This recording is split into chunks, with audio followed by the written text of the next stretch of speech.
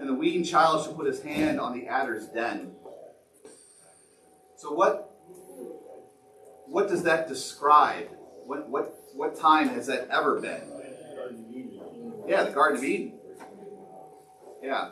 So the day of the Messiah, the day of the Lord's servant who will come and bring about this perfect righteousness and justice, is going to return us to the bliss and perfection of the Garden of Eden, where we weren't afraid of, the animals weren't afraid of each other, and we weren't afraid to put our hand over the adder's den, and they shall not hurt or destroy in all my holy mountain.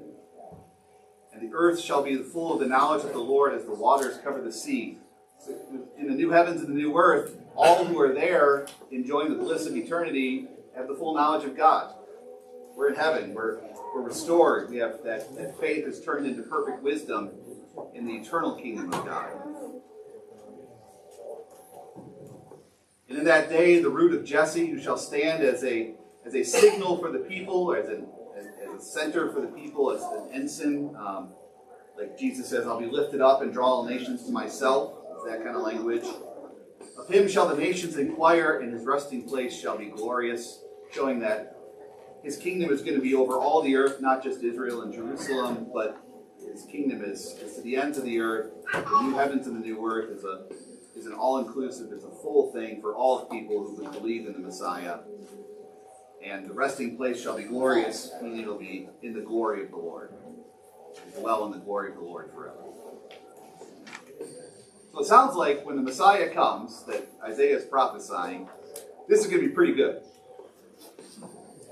Yeah, and that's what they're trying to exemplify here. To a people that are about to be taken off into exile and destruction, that there's hope on the other side to remain faithful to God. And the reason that you're going through this is because you've forsaken the one who will bring these things, and forsaking him and going through this suffering to hopefully be restored back to faith and confidence in the one true God. And just briefly, in the 5 seconds I have left, chapters 13 through 27 is a series of woes and judgment and proclamations of destruction against the nations. And it's sort of this laundry list of the Gentile nations that have oppressed Israel and God's people, and that have hedged them in, and it even culminates in Jerusalem being mentioned as being destroyed, as they've been their own worst enemy in a way. But you've got Babylon and Assyria and Philistia, Moab, Damascus, Cush, Egypt, Jerusalem, even their own enemy. Tyre and Sidon, which is the northern area, which would become the Samaritan lands. And then there's judgment against all the earth, those who would forsake God and not hold to the true God. There's judgment against all of them.